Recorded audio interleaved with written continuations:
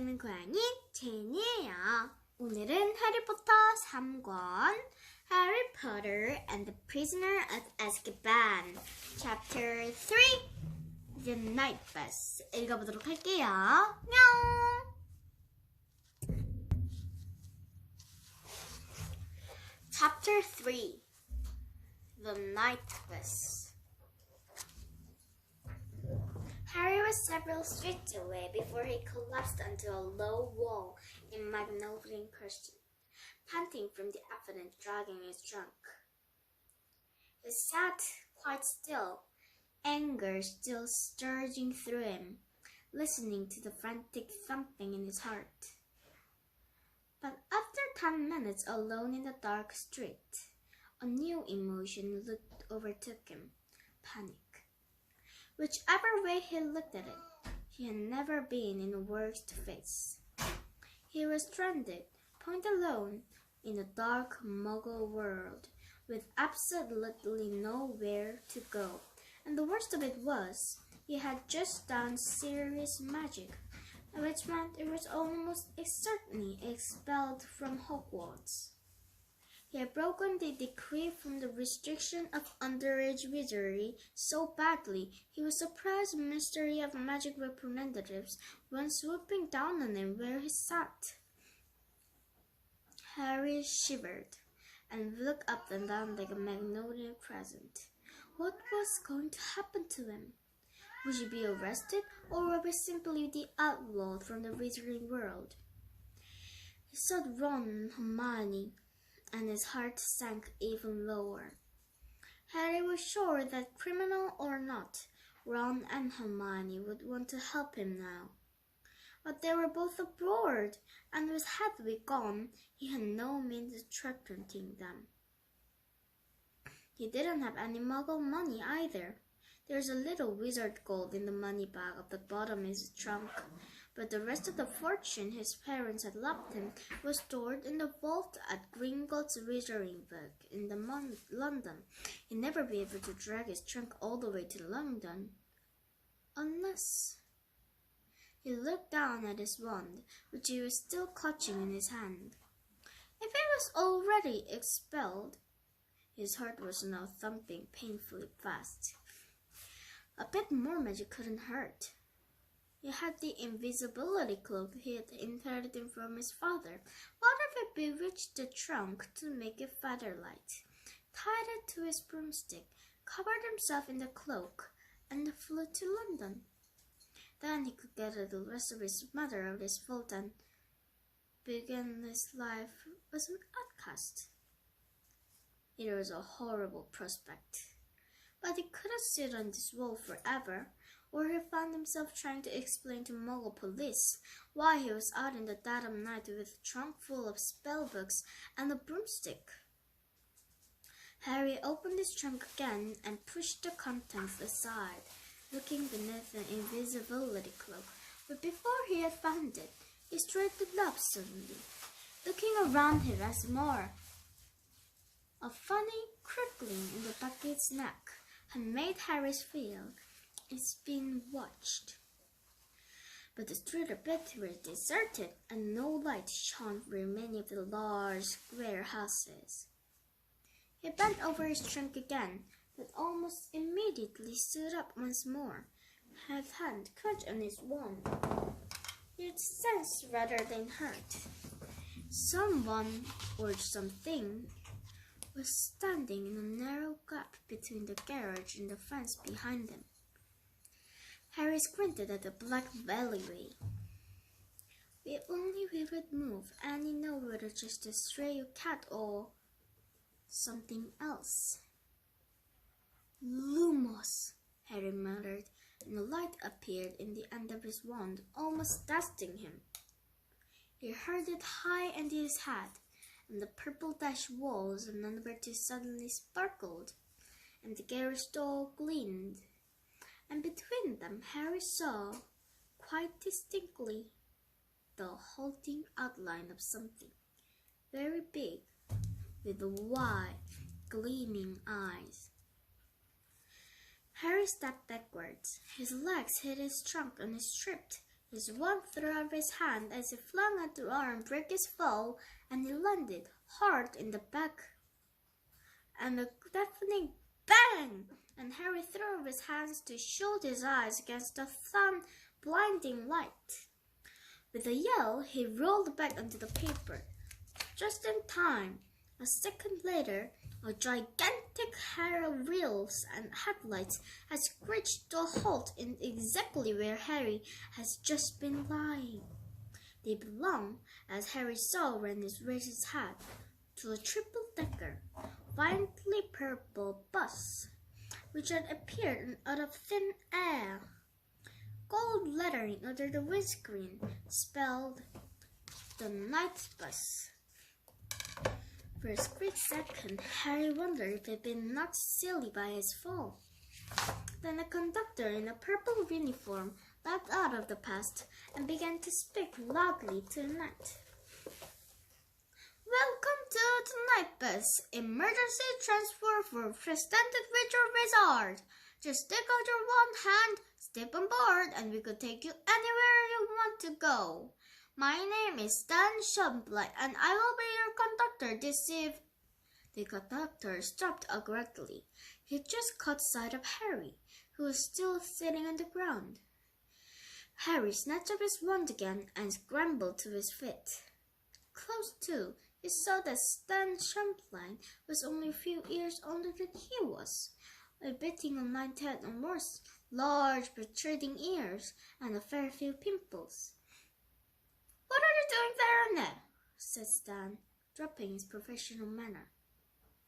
"Fell over," said Harry. "What you forever for?" sneered Stan. "I didn't do it on purpose," said Harry, annoyed. One of the knees at his jeans were torn. The hand he had thrown at to break his fall was bleeding. He suddenly remembered why he had fallen over, and turned around quickly to stare at the alleyway between the garage and the fence. The night bus's headlamps was flooding in light, and it was empty. "What are you looking at?" said Stan. "There's a big black thing," said Harry, pointing uncertainly at the ground. "Like a dog, but massive." He looked around the stand with his mouth slightly open. With a feeling of unease, Stan's eyes moved to the scar on Harry's forehead. "What's that on your head?" said Stan abruptly. "Nothing," said Harry quickly, flattening his hair on his scar. If the Ministry of Magic was looking for him, he didn't want to make it too easy for them. "What's her name?" Stan insisted. "Neville Longbottom," said Harry, saying the first name into his head. So this bus," went on quickly, hoping to distract Stan. "So you guys go anywhere?" "Yep," said Stan quietly. "Anywhere you like, lost it on land. Can't do nothing in the underwater." "Yeah," he said, looking suspicious again. "You did flag us down, didn't ya? Stuck in one then, didn't ya?" "Yes," said Harry quickly. "Listen, how much would it be to get to London?" 11 sickles, said Stan. "But for 14, you get a chocolate, and 15, you get a water bottle and toothbrush in the color of your choice." Harry rummaged into his trunk. He extracted his money bag and shoved some silver into Stan's hand. He had Stan then lifted his trunk, had his cage bounced on top, up the steps of the bus. There were no seats. Instead, half a dozen brass bedsteads stood beside the curtained windows. Candles were burning in brightly inside each bed, illuminating wood-paneled walls. A tiny wizard in the nightcap in the rear of the bus muttered, "Not now, thanks, I'm pickling some slugs," and rolled over in his seat. "You have this one," Stan whispered, shoving Harry's trunk under the bed right behind the driver, who was sitting in an armchair in front of the steering wheel. "This is our drawing of Bernie Prank. This is Longbottom, then." Ernie Prank, an elderly wizard wearing very thick glasses, nodded to Harry, nervously flying his finger again, and sat down on his bed. "Take a Rayan," said Stan, sitting down in the armchair next to him. There's another tremendous bang, and next moment Harry found himself flat on his bed, thrown backwards by the speed of a night bus. Pulling himself up, Harry stared out of the dark window and saw that they were now bowling along the completely different street. Stan was watching Harry's stunned face in great enjoyment. "Here's the was before they can stand," he said. "Where all we were? Somewhere Wales?" "Ah," said one. "How come the Muggles don't the other bus?" said Harry. "Then," said Stan contentiously, "don't listen properly, do they? Don't look properly either. Never noticed nothing, madam." "Let's go wake up Madam Marsh, Stan," said Ern. "We'll be an Evergidley in a minute." Stan passed Harry's bed, which disappeared on a narrow window staircase. Harry was still looking out in the window, feeling increasingly nervous. Ernie didn't seem to emerge into the visitor's steering wheel. Nightbus came mounting the pavement, but if they hit anything, lines of lampposts, letterboxes, and bins jumped out of his way as he approached, and back into the position where the glass. Stan came back downstairs, followed by a thinly green witch wrapped in a carrying cloak. "Here, don't matter much," said Stan happily as Ern sat on the bank. The bat sneezed on the photo-sim to the front of the bus. Madame Marsh clapped her handkerchief to her mouth and tottered down the staircase. Stan threw her back out at her and ran at the door shut. There was another loud bang, and they were thundering down a narrow Kansas lane, trees licking out of the way. Harry wouldn't have been able to traveling the bus that didn't keep banging loudly and jumping another miles at a time. His stomach churned and he fell back to wondering what was going to happen. Either the Dursleys had managed to get a march of the ceiling yet. Stan had unfolded a copy of the Daily Prophet and was now reading in his tongue between his teeth. In a large photograph of a sunken-faced man with long batted hair blinked slightly at Harry from the front page. He looked strangely familiar. "The man," Harry said, forgetting his troubles for a moment. "He was on the Muggle news." Stanley turned to the front page and chuckled. "Sirius Black," he said, nodding. "Of course he was on the Muggle news, Neville. Where you been?" He gave a superior and chuckled at the blank look on Harry's face, removed the front page, and handed it to Harry. "You ought to read the papers more, Neville." Harry held the paper up to the candlelight and read. "Black still at large. Sirius Black, possibly the most infamous prisoner ever to be held in Azkaban Fortress, is still in capture, the mystery of magic confirmed today. We are doing all we can to recapture Black," said the Minister of Magic for Mistress Fudge this morning, "and we beg the magical community to remain calm." Fudge has been criticized by some members of the International Federation of Werewolves for reforming the Muggle Prime Minister of the crisis. "Well, really, I had to, you know," said the irritable Fudge. "Black is mad. He's a danger to anyone who crosses him, magic or Muggle. I have the Prime Minister assurance he will not be the werewolf's next to identity to anyone. And let's face this, who'd believe it if he did? While Muggles have been told that Black is carrying a gun, a kind of metal wand which Muggles use to kill each other, the magical community lives in fear of the massacre like the 12 years ago, with Black murdered 13 people with a single curse." Harry looked into the shadowed eyes, said Sirius Black, the only part of the stubborn face that seemed alive. Harry had never met a vampire, but he had seen pictures of them in his defense against the dark arts classes. And Black, with a massive white skin, looked just like one. Scary-looking family, Stan, who had been watching Harry read. He murdered 13 people, said Harry, handing the paper back to Stan. With one curse. Yep, said Stan. And found of witnesses all broad daylight, real traveling clothes and that.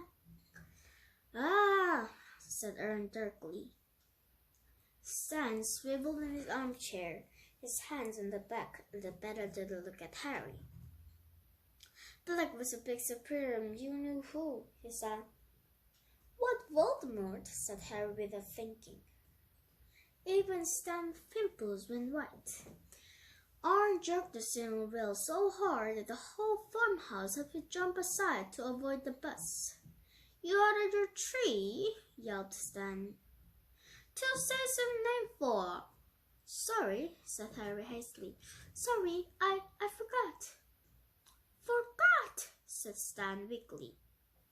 Blimey, Myers replied fast. So Black was the supporter of you-know-who, said he prompted apologetically. Yeah, said Stan, still rubbing his chest. Yeah, that's right. Very close to you-know-who, I sighed. One little Heripotter could aid you-know-who. Harry nervously flattened his whinstone again. Oh, you-know-who supporters were struck down, wasn't there? Most of them knew his own random you-know-who gone, and they came quiet by most Sirius Black. I only thought had been seconding for Mom once you-know-who were taken over. Anyone, they cornered Black in the middle of the street for muggles, and Black took out his wand, and he closed it off the spreader part, and the wizard got it, and so did 1,000 muggles are going to wear.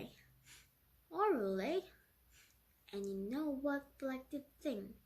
Stan continued, magic. What? Said Harry. Bluffed, said Stan. Just stood there and laughed. And the first in the mystery of magic was there. He went with as quiet as anything, still laughing his arrow. This is mad, Aaron. I'm mad. 재밌게 들으셨다면 구독과 좋아요 꾹꾹 눌러주시고 다음 영상에서 만나요. 안녕.